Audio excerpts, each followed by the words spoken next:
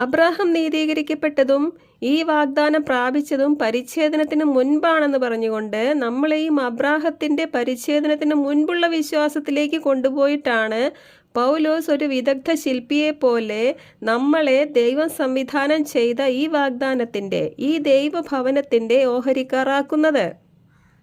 ഗലാത്യ ലേഖനത്തിലും ജ്ഞാനമുള്ള ഒരു പ്രധാന ശില്പിയായി ഹാഗാറിനെയും സാറയെയും രണ്ട് ഉടമ്പടികളായി കാണിച്ചുകൊണ്ട് ഇന്നത്തെ ജെറുസലേം സീനായ് മലയിൽ നിന്നുള്ള ഹാഗാറിനെ പോലെ ന്യായപ്രമാണത്തിന്റെ അടിമത്തത്തിൽ ദാസ്യവൃത്തി ചെയ്യുകയാണെന്നും, എന്നാൽ നമ്മൾ അന്നത്തെ ഇസഹാക്കിനെ പോലെ വാഗ്ദാനത്തിന്റെ മക്കളും സ്വതന്ത്രരും, നമ്മൾ സ്വതന്ത്രയായ സ്വർഗീയ ജെറുസലേമിന്റെ മക്കളും ആണെന്ന് പൗലോസ് അപ്പസ്തോലൻ സ്ഥാപിക്കുന്നു.